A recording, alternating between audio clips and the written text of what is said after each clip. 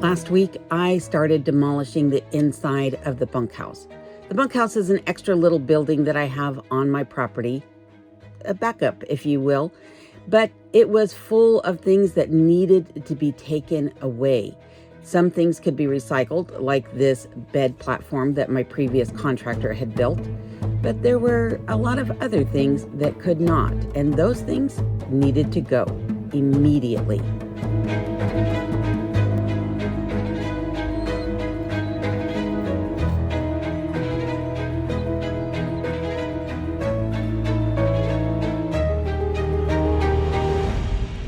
So there you can see the dump trailer. It is piled high with all the stuff that came out of the bunkhouse. Well, the bunkhouse is all cleaned out.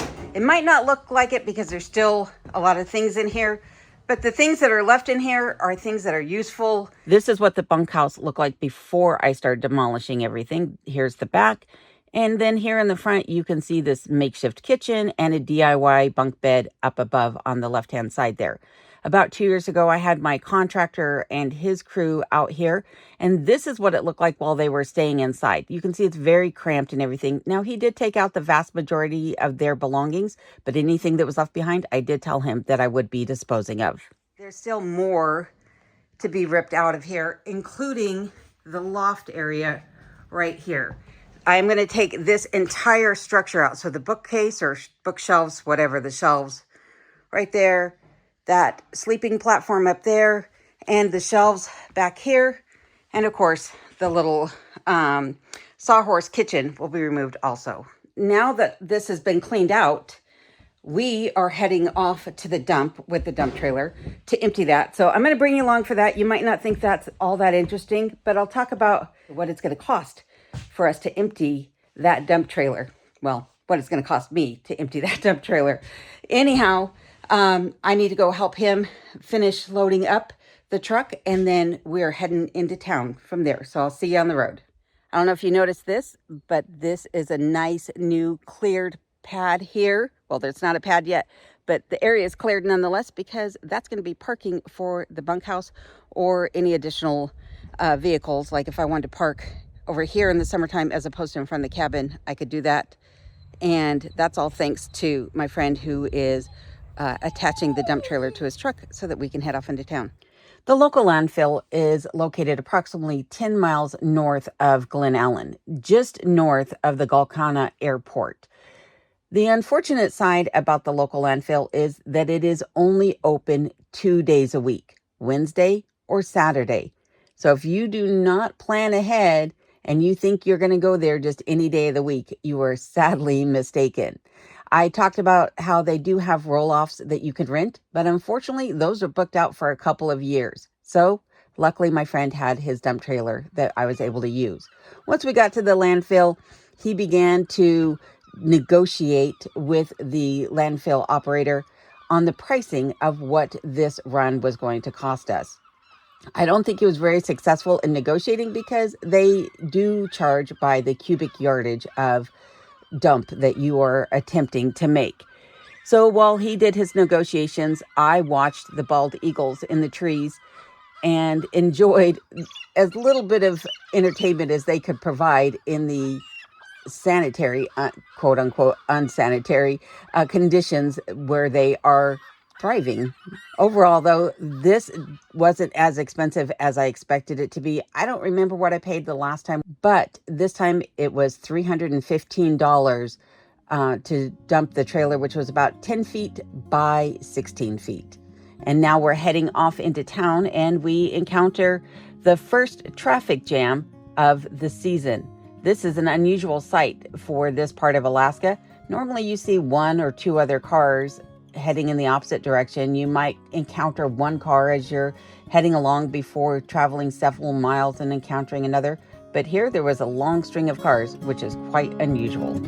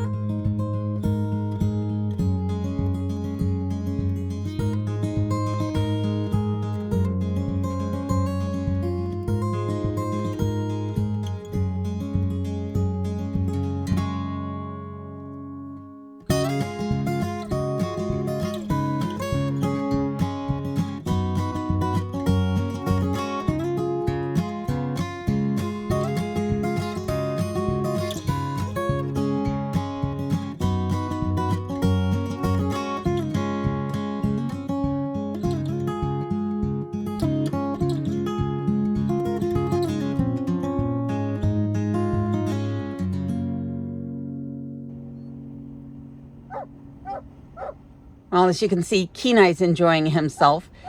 Unfortunately, this is Kenai's go-to mode of operation, if you will, once we get in the vehicle. He just barks incessantly the entire trip. No matter how far or how long the trip is, he is hanging his head out the window and barking.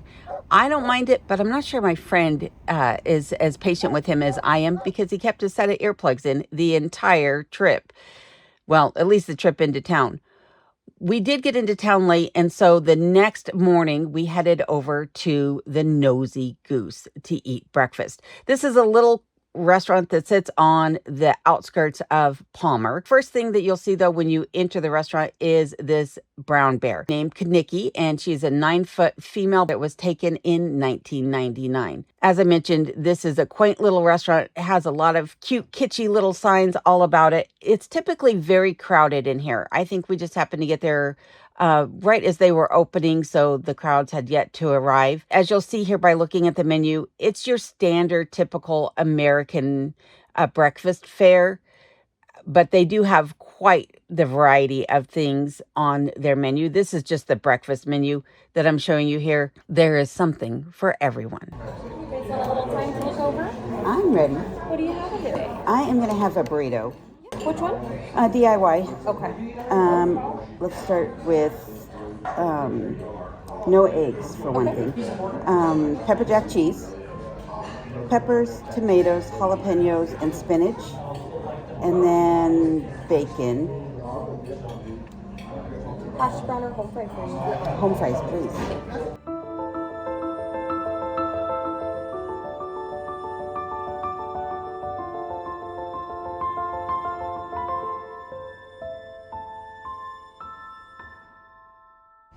Now that we've eaten breakfast, our first stop is going to be Polar Supply, where I'm going to be picking up some road fabric or driveway fabric, whatever you want to call it, woven geotextile fabric to put down so I can do my driveway. Yes, finally.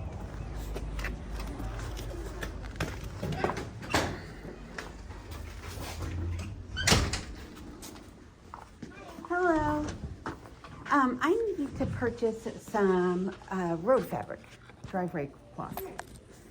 Did you know what tinsel strength you were after? It's basically for a driveway. Well, pad mostly. Parking pad. The driveway's pretty tough, Okay. but it's gonna go on. It's gonna go on everything. Okay, so typically we see them using the 180 or the 200 tensile strength, and that is going to be the 12.5 by 432. Polar Supply is part of SBS, or Spenard's Building Supplies, which is a large home improvement or building material supply company here in Alaska. The other Spenard locations do carry the same geotextile fabric. However, they carry it in much smaller quantities on hand. So if you just needed it, say for a weed barrier or a limited project, they might be able to help you out. However, I needed to purchase 8 rolls of this, taking full advantage of the use of my friend's dump trailer while I have it, because I am not only putting this down on my driveway, but I'm making a couple parking pads, as I'll be installing this underneath several inches of gravel to provide some better drainage in those areas. I've experienced flooding for the last couple of years. One of the things that I was pleasantly surprised about is that this material was not as expensive as I initially thought it was going to be. Additionally, Polar Supply had received this product at a lower transportation cost than normal, so they passed those savings right along back to their customers, which is why I was able to afford the greater tensile strength. It's a win-win for me.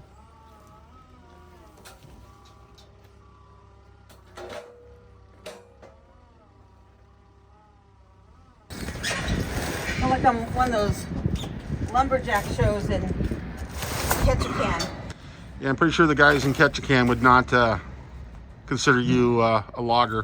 Pretty sure they wouldn't. All right, I'll push that one forward. Good? Good. All right. Holy moly. This one of these is not. This one's got more Okay. sticking out the end.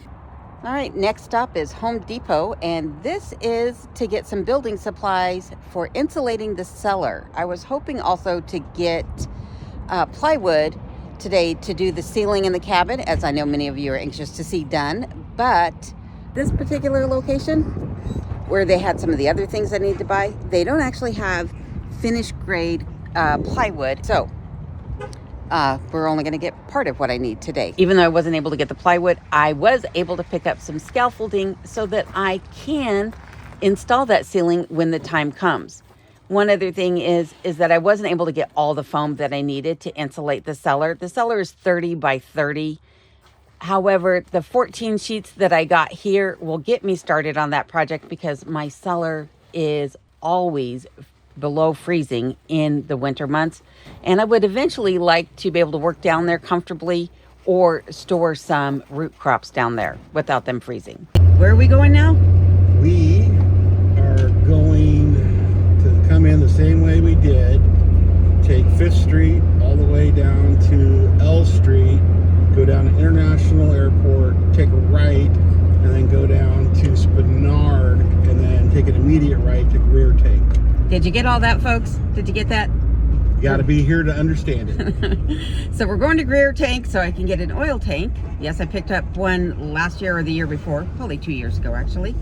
And this time though, I'm picking it up for the bunkhouse because remember that old oil tank, or old oil burner rather, that I took out of the main cabin is going into the bunkhouse.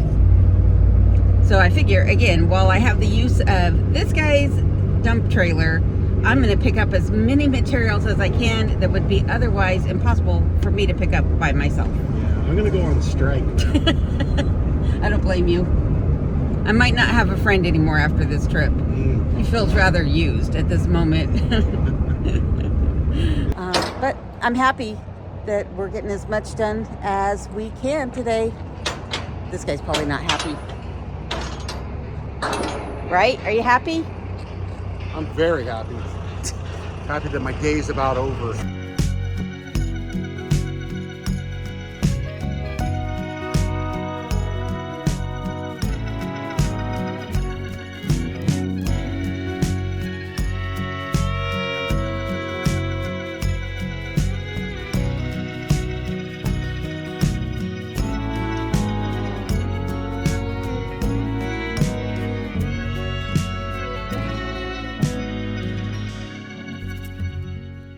As it turns out, I was able to get the plywood after all.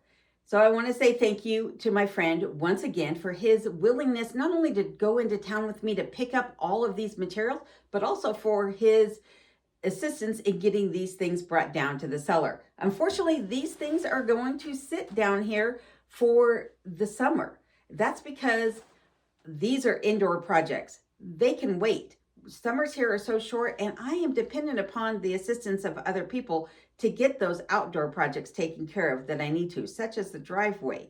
So my friend that helped me is also the one who's been clearing my property for me. He is creating some slope, so I have some better drainage. He's leveling out other areas, and he's going to put in some French drains for me before that geotextile fabric goes down and the rock gets delivered. As I mentioned, the things like the stairs, which are a safety concern, they might take place this summer. However, the ceiling, which some of you are anxious to see get done, which all that plywood is for, that's gonna have to wait until next winter. That's just an eyesore. It's not a safety concern. The driveway is a safety concern. The stairs are a safety concern. And that's where my focus is lying right now, is to get those things taken care of. In addition to that, I have friends and family that are scheduled to arrive here very soon.